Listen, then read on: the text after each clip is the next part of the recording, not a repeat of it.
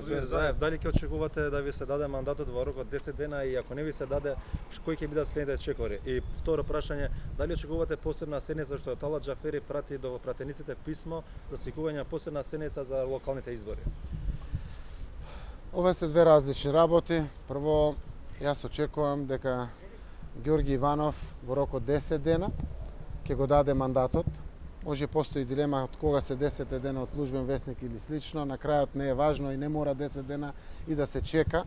Логично е некаде до средината на следната седмица да биде истекувањето некако на 10 дена, а пред тоа да биде даден мандатот. Јас се обидувам преку мојот кабинет и кабинетот на господинот Иванов час побрзо да осогласам текст на изјава, кој што ќе има за цел да се даде мандатот. Не да има за цел да предизвика антагонизам или нови пречки и причини да не се даде мандатот. Веднаш штом ќе биде осогласена меѓу нашите два кабинети, таа изјава на гаранцијата за унитарноста, територијалниот суверенитет, територијалниот интегритет, суверенитетот, уставноста на државата, евроинтеграциите, Охридскиот договор, сето она што е важно, кој што во континуитет го кажуваме ние политичките партии, а му е важно на господинот Иванов да му биде дадено како гаранција, штом го согласиме, веднаш ќе побарам јавна средба, имам намера тоа покрај кај господинот Иванов да го објавам до вас медиумите за ден поскоро да биде даден мандатот, заради тоа што логично ако не ни треба 20 дена, но ќе ни требат неколку денови во делот на преговори да формираме влада со конечна цел до крајот на овој месец Република Македонија да има нова реформска влада. Во вториот дел од вашето прашање, логично е да се закаже седница на парламентот, но претходно мора да се усогласат пратеничките групи, веројатно за двете неопходни комисии. Тоа е законодавно-правната комисија, комисијата за политички систем, дури и за закон по брза постапка, кој што е едноставен. Таму стои прва половина на мај, веројатно мај треба да го промениме со октомври, ноември, септември, не знам со некои тие дати ако е есента или ако е идната пролет, тоа да биде со март, април, мај.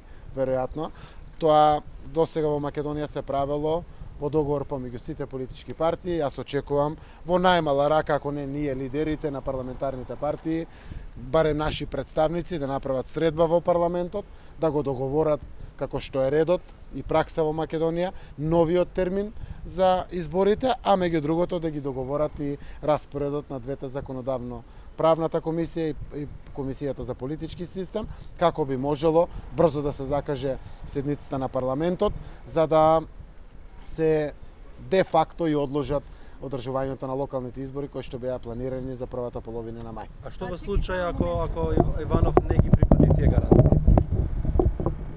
Господинот Иванов испрати недвосмислена изјава дека покрај 10 дена кои што сега му се обезбедени со доставувањето на писмото од претседателот на собранието господинот Талат Џафери, дека ги очекува и гаранциите кои што Заев ги најавил, така тој рече, во делот на унитарноста, територијалниот интегритет, суверенитетот и дека намерата е да се даде мандатот. Јас на вистина, знаете дека од самиот прв момент зборам дека не треба да разгледуваме Б, С, Д варијанти, да се држиме на А варијантата, тоа е да не ја нарушуваме праксата во државата. Претседателот на државата има убава церемонијална, формална улога на доделување на мандатот и тоа треба така да се случи. Јас на вистина, ве гледате, правам се, разгледувам начини како да ги формулираме речениците, кои што ќе бидат соодветни за господинот Иванов, за да може да бидат на вистина позитивно одлучувачки во неговата одлука за да се даде мандат. Господин Заев, секогаш во сите, да речам, случаи кои биле тешки за Македонија, зборувам на инциденти, безбедностни, разноразни, секогаш сме имале впечаток дека можеби извршителите сноселе некаква одговорност и до крај не сме биле сигурни дали се тие извршители. Еве во последниот случај, насилство во собрание, обид за убиство, дали сметате дека во наредниот период пред лицето на правдата ќе бидат изведени нарачателите на целото тоа сценарио кое се случи во собранието и кога Македонија беше на чекор да влезе во нова безбедносна криза? Јас очекувам согласно законот за секој што постојат докази да си понесе одговорност. Како што и очекувам за оној кој што нема докази да не одговара. Тоа е правда и правна држава која што треба да постои и тоа е редот на работите. Законот мора да важи еднакво за сите. Не само за физичките извршители на насилството, туку и за нарачателите, организаторите, мотиваторите и предводниците на целата оваа работа. Што се случи? Јас кажав зошто се индициите кај мене присутни за организирано сценарио за оваа работа. Ги кажав деталите. Немало да има Н од насилство ако некој не ги дигнал металните профили да ги отвори вратите. Едноставно верувам дури и полицаец да немало надвор, вратите се непробојни, освен не дај Боже со експлозив. Значи јас верувам во таа работа. Јас го видов тоа со мои очи, знам дека е така. Треба да одговара тој што го нарачал тоа, го усмислил, го организирал, го спровел, го мотивирал и го на крајот екзекутирал или физички го реализирал. Господин Заев, како човек, теца, не како политичар, дали некој што лично ќе му простите на нарачател во случајов лидерот на РДПМН на сето тоа, вие што го преживеавте, вашите колеги, нашите колеги, но и јавност? Законски можам само да сонувам да му простам на некој, тоа не е мое право. Секако со тоа не е ни моја обврска. Законот мора подеднакво да важи за сите. Но јас уште наредниот ден простив. И испратив пораката на простување, заради тоа што сум одлучил да се занимавам со политика и да работам во интересот на граѓаните на Република Македонија. Ако не простите, тогаш нема иднина. Јас сакам да имам успешен мандат, да ја новата влада на Република Македонија, а заради тоа ми треба кооперативна, конструктивна и критична опозиција, силна опозиција. Ако не простите, тогаш не може да го очекувате тоа. Затоа и заради моите чувства, заради мојата вера, а гледам и другите вери, тоа го предвидуваат, најголемото простување е простувањето на непријателот. И треба да се прости тогаш кога е најтешко да се прости. Јас простив, фала Богу, еве немам трауми и мирно спијам. Веројатно секој што може да прости, нека прости, а законот мора да важи еднакво за сите и секој што се огрешил и го прекршил, мора да одговара.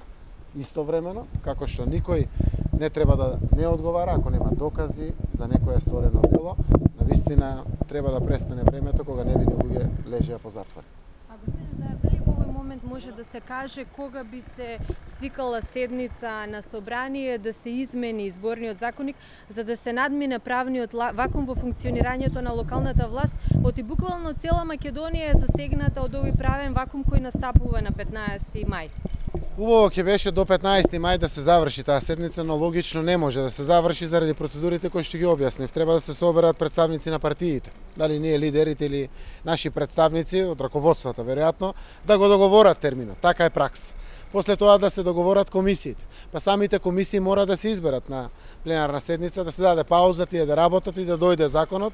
Логично е дека тоа ќе биде веднаш после доделувањето на мандатот од господинот Иванов, да се закаже самата седница, не заради друго, заради логичниот тек на и редослед на настаните кои што следуваат, се решава, секако, веројатно, измената на членот, ако не се лажам, тоа е член 12, каде што стои прва половина на мај, треба мај да се замени само со нареден месец, кој што ќе се договори од наредната есен или наредната пролет, веројатно, и во преодните одредби да се даде лесно поврзување на истечениот мандат од мај, во преодните одредби на законот зборам, поврзување на истечениот мандат на мај на градоначалниците и советите до денот на самите избори.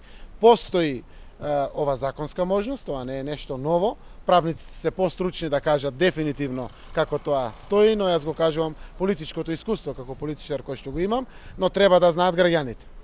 Може да се досни, не знам, 2, 3, 5 дена заплати во вакви околности на одоговлекување на сценариото кое што требало. Или 5 дена би останале можеби без мандат градоначалници и советници. Но ништо тоа нема да биде од катастрофални последици доколку се случи. Јас жалам што после насилството, еве, до ден денеска одоговлекувањето на мандатот, неможноста да се свика веднаш собранието согласно роковите неопходни, ќе дојде до тоа, но проблемот е решлив. Испраќам порака до граѓаните да знаат дека парламентарното мнозинство има намера да го реши овој проблем, но сакаме да ги запазиме сите практични досегашни действија за утврдување на терминот за одржување на изборите и деловничките процедури за свикување на парламентот. Кој обвинител дадоше исказ денеска? Не се сеќавам на нејзиното име. Господја беше, не го знам нејзиното име. Енгелуше Кадрио Леши е обвинителката, да.